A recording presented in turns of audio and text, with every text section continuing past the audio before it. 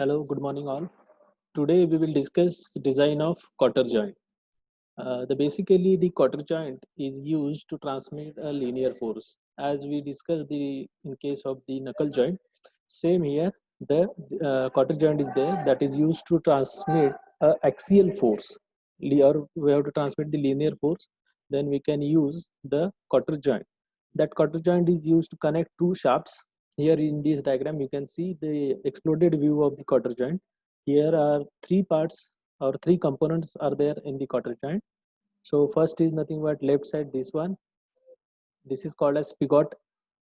Second part is called as socket. Spigot is getting inserted into the socket with the in the hole, through that hole. And the third part, to connect that spigot and socket, we have to insert a cotter in that. In here is the cotter slot for the cotter to be inserted. Here you can see in the both the diagrams. And here are the rods at the end of these two parts. The rods to be connected with the help of that cotter joint. So we have to discuss how to design the cotter joint. Same way, as we discuss in the knuckle joint, we have to find out the what are the various failure modes acting on the various components. We have to design we have to find out the failure modes on each and every component separately. So we will start with that design of cotter joint. So to find the failure modes in the cotter joint, we need to identify the assembly of that cotter joint. So here is the assembly. Here socket, spigot end is there, and cotter is to be inserted to connect the socket and spigot. That is the complete assembly. And the force here, that will be the force transmitted by the two shafts. Here is one shaft, here is a second shaft. Okay, so this is to be designed. So for the design, we must understood the sectional, or we have get the sectional view of that complete assembly. By that you can see here, this is spigot end. The smaller part is called as spigot end, and the larger part is called at spigot and cotter, right? So this is nothing but the in the middle there will be a cotter that is inserted into the spigot and socket end, right? This is socket. This part, larger part, is called as socket. So this is complete assembly. Here we can see the P is the force acting. Here is the P is the force acting on the shaft. Then various diameters are there. D3, diameter of spigot collar, we can say here D3. D4, outer diameter of socket. This outer diameter is called as socket end, D4. Then this clearance C is there, nothing but the clearance, that C here clearance is given. Then A is the distance. This distance is considered as A, where the socket and spigot get connected, this end. And D2 is the remaining portion, like this, D2 as shown in here. So rod A and rod B. Here is the rod B, here is the rod A, that is to be connected. Here you can see B is the width of cotter at the middle, at the center of these forces, and T is nothing but thickness of that cotter. Here you can see T, thickness of that cotter. So by that we have to design the all these three parts separately. So after knowing this sectional view, we will proceed for the next. The next part is, these are the some assumptions. Before going to design the cotter joint, we need to assume some data. So these are the assumptions. The first assumption is nothing but the rods are subjected to axial tensile force only. See, the cotter joint is always used for the tensile load, means it is only used to transmit a axial tensile force, right? Second assumption is nothing but the effect of stress concentration due to the slot is neglected. See, where is the uncertainty in the or abrupt changes in the component, there will be the stress concentration. So here, to design this complete assembly, we have to neglect that stress concentration. That is just assumption. And third is the stress due to the initial tightening of the cotter is neglected. Initial tightening is required here. Initial tightening is required to connect this socket and spigot end with the help of that cotter. So cotter, that initial tightening, we have to neglect that. So due to that initial tightening, some stress will be added, but we have to, that small amount of stress is there, so we can neglect that stress. So that these are some assumptions will required for the designing.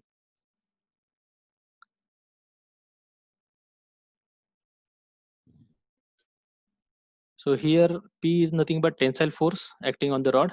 D, small d is the diameter of each rod. Here rod A and rod B, small d is the diameter of that each rod.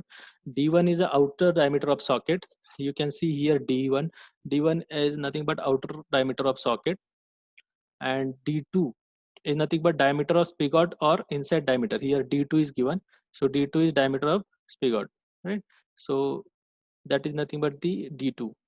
Then D3 diameter of spigot collar. Here D3 diameter of spigot collar, and D4 diameter of socket collar, outer end of the D4.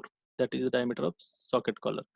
Then distance from the A is nothing but distance from the end of slot to the end of spigot on rod. Here you can see the distance from end of slot. Here is the slot, and end of spigot. That is nothing but the distance A.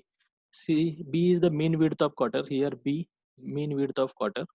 C is the axial distance from the slot to end of socket. C, here you can see that. Then T is the thickness of quarter. T1, thickness of spigot collar. T1, here you can see T1. And EL is the length of quarter. Here EL is not given. That is nothing but the length of quarter. So these dimensions we need to find out while designing all the components. So after knowing these dimensions, we will go for what are the various failure modes that can be happen. Failure can be happen in the quarter or all these components separately. So first, if you consider the rod will be get subjected to the tensile force due to the force P, right? So tensile failure of rod is given here. If the load exceeded,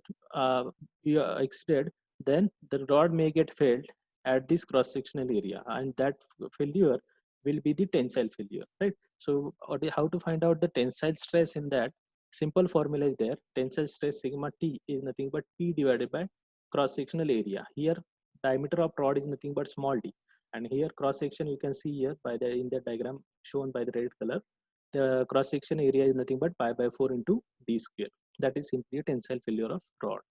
Next, if you consider about the spigot, then there are various modes of failure that can be happen in this spigot. So first we consider the tensile failure of spigot. Here you can see if the load exceeded, then the spigot may get failed here at the minimum cross section. Why here only? Because this is the minimum cross section of spigot. So at this point, the here shown by the red color, there will be that will be the failure area, and the tensile due to the tensile force. Here you can see here also. Here H section is nothing but area under tension. So this is nothing but the, and how to find out the tensile failure? So here we can find out the area first, area of cross section that shown by the hatching line. So by that diagram you can clearly find out the area. So her area at the section XX is nothing but pi by 4 d2 square. D2 is nothing but this diameter, outer diameter, minus this slot. That slot we have to get minus. So slot is nothing but d2 length and thickness is t. So minus d2 into t. That will be this area. And how to find out the stress? Is nothing but tensile stress is P divided by pi by 4 this total area, pi by 4 d2 square minus d2 into t. That will be the tensile failure in spigot. So next failure mode in the spigot is nothing. So in the socket we will consider first socket tensile. All the tensile failures we will discuss first, then shear, and then bending. So next is a socket. If you consider the socket is also getting failed by the tensile failure. Same way here you can see here, as the spigot getting failed due to the tensile failure, same way the socket may be get failed. So area of that tensile failure is nothing but shown here by the hatching line or red color. So this will be the failure area. So how to find out that failure area? Again we need to identify this diagram. So this diagram is for the socket, and this area, this can be calculated like this. Total area of that ring, that is pi by 4 d1 square minus d2 square. Outer diameter is d1, inner diameter is d2. We have to consider this area only, the area of the ring, and also we have to minus this slot area. Slot area is nothing but minus d1 minus d2, this d1 minus d2 into thickness t. That will be the area of failure of tensile failure of this socket. So by that simple formula, again we can find out sigma t tensile failure is nothing but force per unit this total area, and that will be the tensile failure of socket end. So after knowing the tensile failures, we will go for the shear failure. So more major shear failure may occur in the cutter. So how to find out the shear failure in cutter? You can see here the cutter section, due to that force P, and P by 2 are nothing but reactions. So that force P, there will be the shear. Here you can see the area of that shear, and there are double shear. Upper face is there and lower face is there. So this shear failure we have to find out. So for calculating that shear stress is nothing but tau is nothing but force per unit area. How to calculate area? By simple B into T. Here B is the width and T is the thickness of that area. So B into T is nothing but simple width. As there are double shear, upper face and lower face is there. So that's why here 2 is there. So 2 times area, 2 times B into T. That will be the shear failure of cutter. So after shear failure of cutter, the shear failure may occur in the spigot end also. So how that spigot end get failed due to the shear, here you can see. So at this spigot end, this slab in that case, it may get fail. The red section shows the failure area. Here is also you can see this slot is getting sheared off if the force exceeded. That's why we have to find out the area. Area is nothing but here you can see D2 is this length, A is nothing but this length. So D2 into A, that will be the area of one surface. And here is also the double shear, this area as well as backside area, front side and backside area. So here shear stress can be calculated directly. Tau is equal to force, whatever acting P, divided by 2 times because this front area and back area. A into D2. This A distance is this one, D2 distance is this one. So that is simply a shear failure of spigot end. Next, shear failure of socket end. Similarly, the socket end may be gets failed shear off by this way. So this is nothing but the shearing areas at upper side and lower side. See here there are two areas at upper and lower, and in front and in back side. So these all areas we need to calculate. So here is also you can see this plate is getting sheared off from the socket end due to the force P. And this one is nothing but the shearing area here shown by the hatching lines, right? So that area we have to consider. So area is nothing but simply D4 minus D2. Here you can see D4 minus D2 multiplied by C is nothing but thickness. D4 minus D2 into C. That is simple.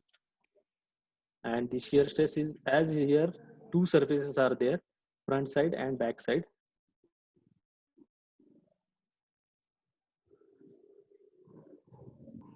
So by this way we can get the shear stress induced in the socket end. So similarly, or next, we after knowing the shear failures, we have to find out the crushing failures. So crushing failures are also there. So due to this force P acting at the quarter slot, here you can see the quarter slot. So due to that P, the shear stress will get induced in this way. Here shear stress in the socket end. So how to find out the shear stress? So basic formula for shear stress is again is simply sigma C is nothing but force per unit area. So P is nothing but the force. Area is nothing but T into D2, diameter of this one, total diameter. So this is not simply a crushing failure. Simply crushing stress we need to identify. Similarly, crushing failure of socket end is also there. Here, socket end may also get due to the fail due to the crushing failure. So crushing area is shown here. Total this area, vertical area. So this area can be calculated, or stress can be calculated simply by sigma C is equal to P divided by D4 minus this way, D4 minus D2 into T. Here D4, this one, minus D2, that is this hatched section, and multiply by thickness. That will be the crushing failure of socket end. So here bending failure of cutter, and the bending failure of the cutter, as we discussed in the knuckle joint, knuckle pin is getting failed due to the bending. Here is also same concept we have to use here to find out the bending failure of cutter. Here you can see the cutter end is there. As there are forces acting here is nothing but the UDL force acting here at this end, and the reactions at the other end are nothing but this one, or the forces acting at the other end is nothing but UVL, uniformly varying loads, right? So this is nothing but P by 2 and P by 2. So this, all these UDL and UVL, we have to convert it into the point load like is shown in here, and we have to consider the forces at the half side of this cutter only to find out the bending stress, right? So this is nothing but a simple arrangement. So this y distance is there, z distance is nothing but center to this p by 2 distance is nothing but z, and x distance is nothing but from this end p end and p by 2. That force point load, to convert that point load distance x we need to identify. So as to convert this UVL into the point load, P by 2 UVL is there, we have to convert it into the point load. So that X distance is nothing but Y divided by 2. This Y is nothing but total distance of UVL. So this is nothing but the X value. How to find out the bending moment? Bending moment, we have to consider the forces on one side, that is we consider from the right side forces. So there are two forces, this P by 2 plus this P by 2. Right? So P by 2 multiply by the one distance and P by 2 multiply by this Z distance. That will be the forces on the other side. Means P by, first we consider this one, P by 2 multiply by D2 by 2, this one, this D2 is nothing but total distance. So D2 by 2 plus this X distance. So this P by 2 multiply by X plus D2 by 2, that is nothing but perpendicular distance, and minus these force are in opposite nature. That's why here minus sign is there. Similar, second is P by 2 force multiply by this Z distance. That will be the simple bending moment. And by that bending moment, we just simplify this equation to get the final result. This one P by 2 into this bracket, right? And by that bending moment, and this is polar moment of inertia, area moment of inertia. This will be the y distance.